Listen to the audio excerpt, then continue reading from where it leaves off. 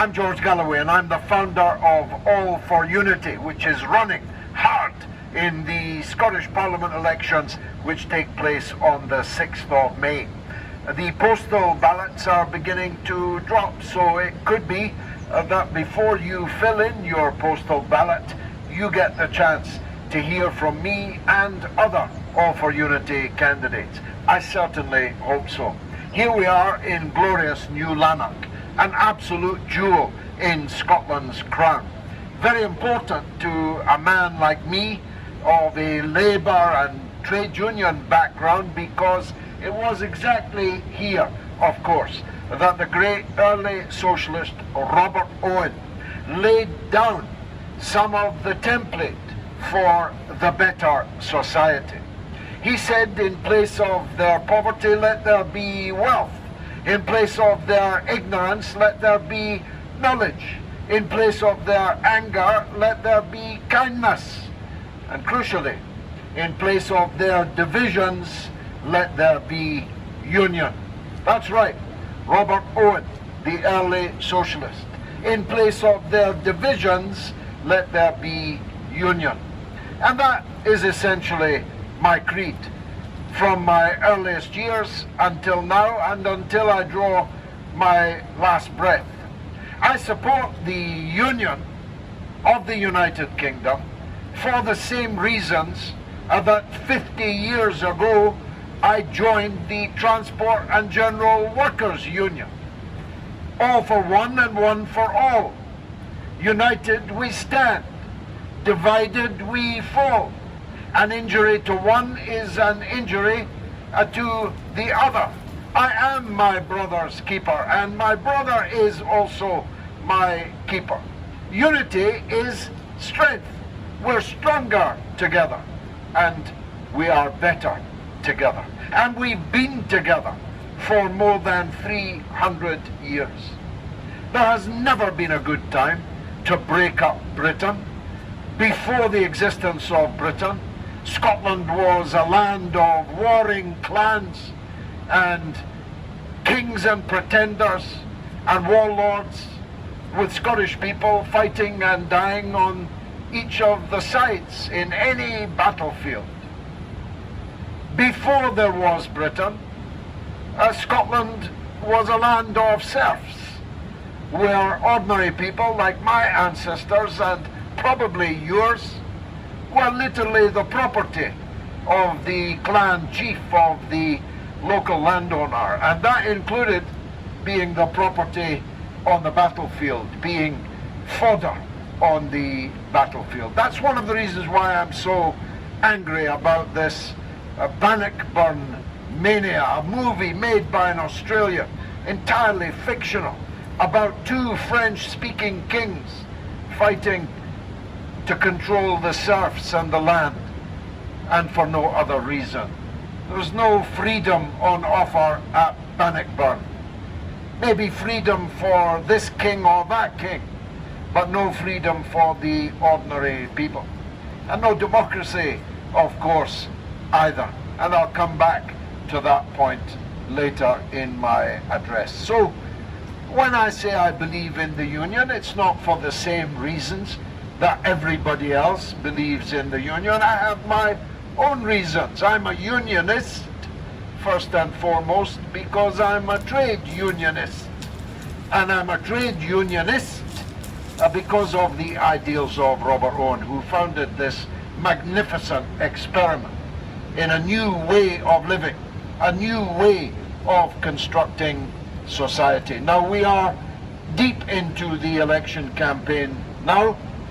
We know that because Nicola Sturgeon is offering to do all kinds of things that she hasn't done over the last 14 years that the SNP have been in power. I don't know whether to laugh or cry when I hear the SNP announcing that they're going to do this and do that, when over the last 14 years they haven't done this or that or anything positive.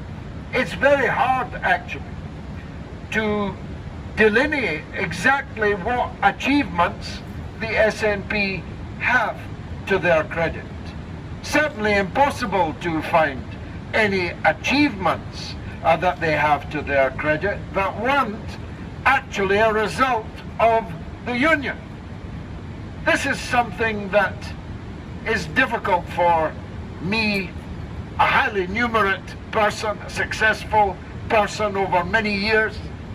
I find it hard to believe that so many of my compatriots, including some that were educated when education really was something in Scotland, who don't even seem to have the ability to count. Every single Scottish person, everyone, gets nearly £2,000 extra from the Treasury through the Barnett formula than anyone else does in the rest of the United Kingdom. Imagine. So the United Kingdom divvies out the money, but they give us nearly £2,000 a head per year extra, for good reasons. I'm not opposing it. I knew Joel Barnett very well. He frequently talked to me about his Barnett formula. He was very proud of it, and I was very glad of it, as every Scottish person should be.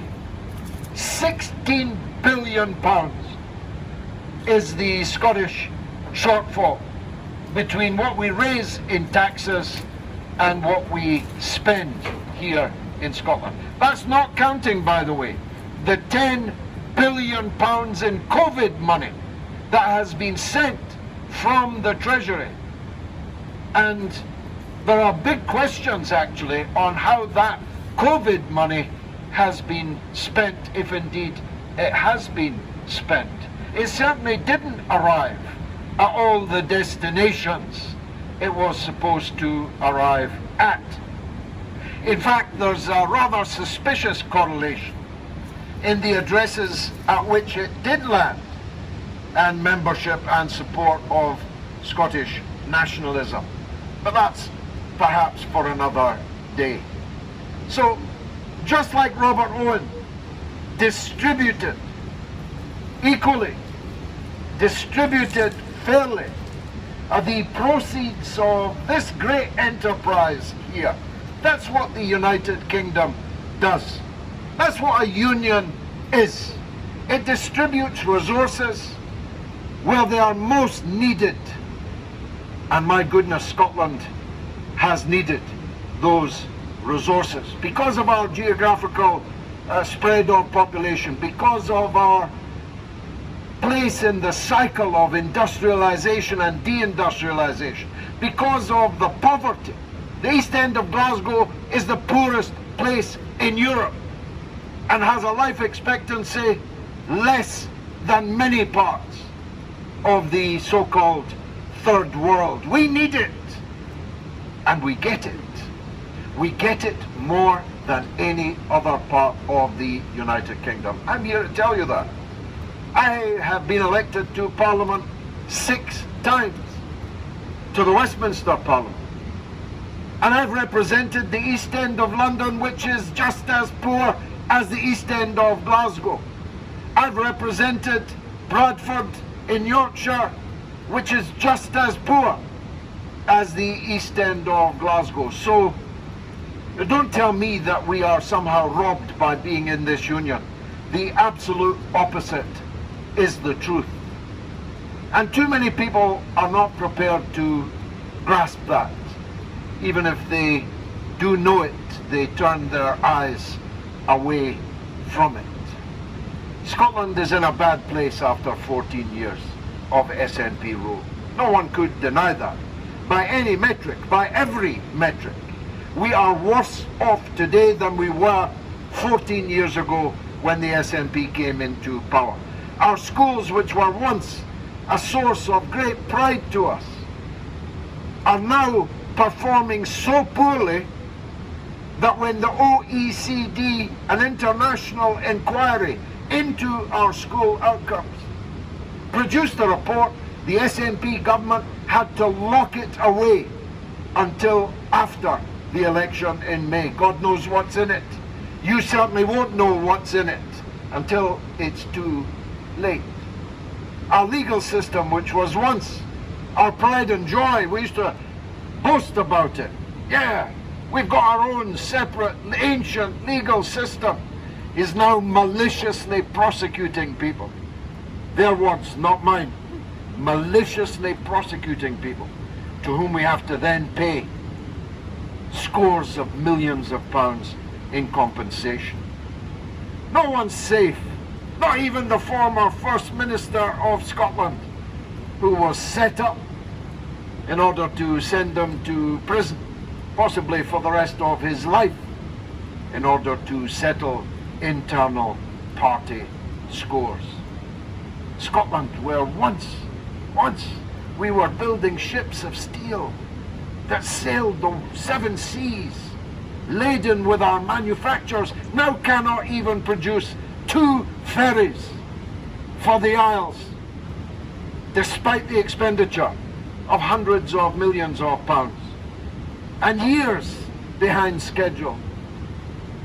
Scotland, the land of Adam Smith, of John Smith, now the land where we do deals with dodgy Indian entrepreneurs over the smelter. Mr. Gupta, now the proud owner of 113,000 acres of prime hunting land.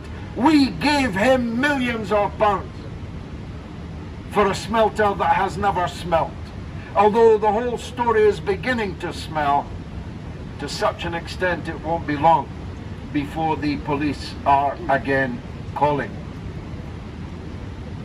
We have guaranteed Mr. Gupta £363 million of your money, whether he produces a pound of aluminium, whether he produces a dozen jobs. That's a guarantee that we have given him. Not that we can necessarily believe the paper that all of that wasn't written on. Fergus Ewing of the SNP met him for a very sumptuous dinner. We know the menu at the dinner, but we don't know what was said and agreed at the dinner.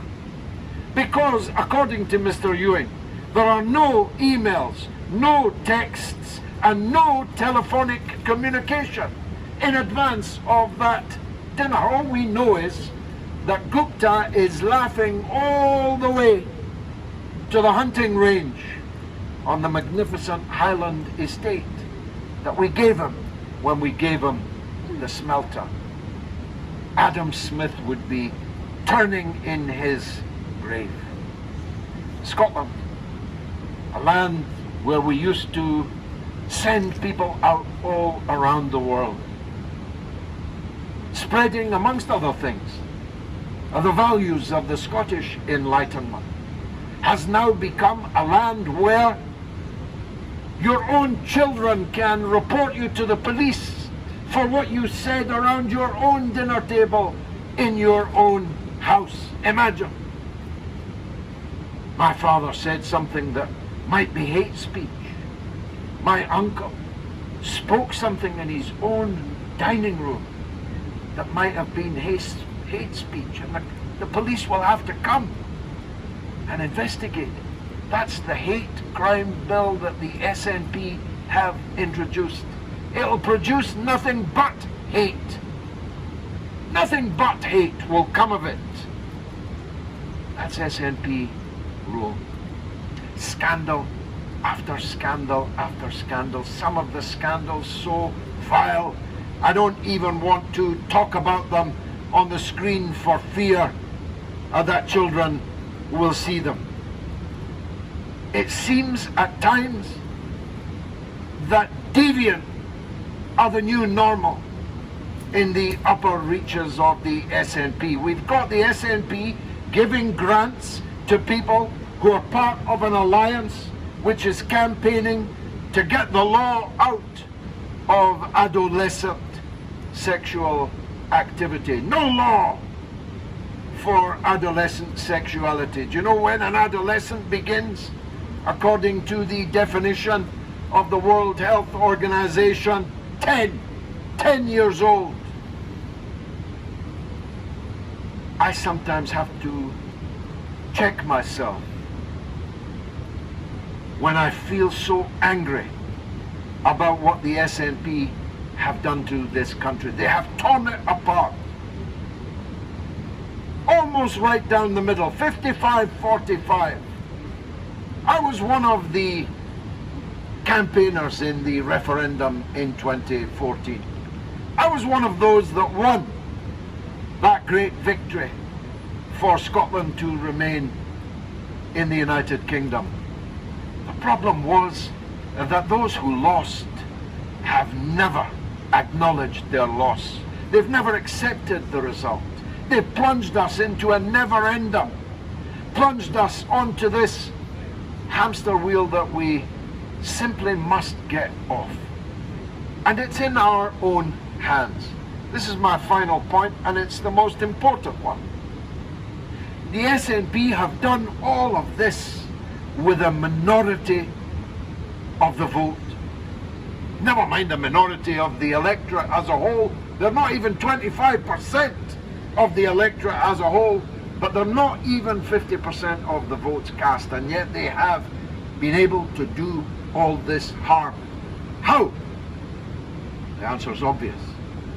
Because those of us that represent the majority are divided, standing against each other in 72 constituencies across Scotland, standing against each other to be third or fourth, fighting to be in third place rather than fourth, instead of clearing the field for the best placed pro-union candidate to take on the SNP. This was All for Unity's first big idea, but not our only one.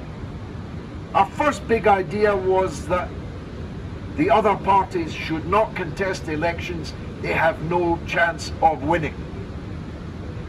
They didn't listen. So now the voters have to do it for them. The voters have to make up their mind looking at the facts, and we have distributed widely what those facts are. You should vote for the best placed pro-union candidate on the purple ballot paper on the 6th of May, or earlier if you've got a postal ballot. And on the peach-coloured, orange-coloured ballot paper, the efficient, smart way of maximising pro-union support, of locking down the union, super-gluing it, is to vote for us. In the south of Scotland, for me. In central Scotland, my good friend and next speaker, Mary Devlin. Mary Devlin is one half of the popular social media outlet, The Majority. They produce some truly wonderful stuff. She's a businesswoman. She's been a businesswoman on 3 continents. She's forgotten more about business than the people running Scotland have ever known. Mary Devlin would be an asset to the Scottish Parliament, to the Scottish people, and to the people of central Scotland. I ask you to give your attention now to my colleague, number 1 on our central Scotland list, Mary Devlin. Mary. Hello, my name is Mary Devlin, and I am the lead candidate for All for Unity in the Central Region. And I am also the business spokesperson for All for Unity. And it is wonderful to be here today in New Lanark, which was the home of some of the Industrial Revolution in Scotland, and also the home of a social experiment in social care for workers. So today I would like to talk to you about business and about jobs. I have spent most of my life, I have over 30 years work experience working in Japan, in the USA, and now in the UK. And Scotland these days is particularly in need of people with business experience. We have had 14 years of SNP failure, basically, and 14 years of a government that doesn't know very much about business, and certainly doesn't seem to care very much about business. Even the very well-known businessman Tom Hunter, who is one of the richest men in Scotland, he's made his money from business, has said that the Scottish government, they lack business experience, that they don't have the skills that we need to be able to get Scottish business back on its feet. Now, I know I'm talking about business, but what we're really talking about here are people and people's jobs. Some of those people might be business owners, and I have worked with business owners for a long time. I've worked with hundreds of business owners in different countries, and I know how difficult it is to run a business. I know how difficult it is to keep a business going. I know how difficult it is to create jobs and to retain those jobs.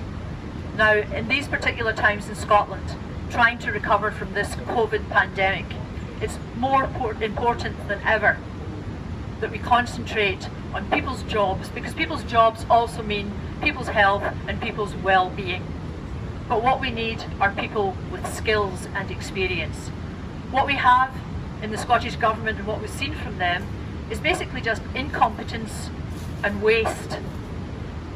People there, they don't know, they've never actually worked in a business. We have people who are ministers responsible for businesses who have gone to university, they've studied a subject, for example history, and then they've gone straight into politics.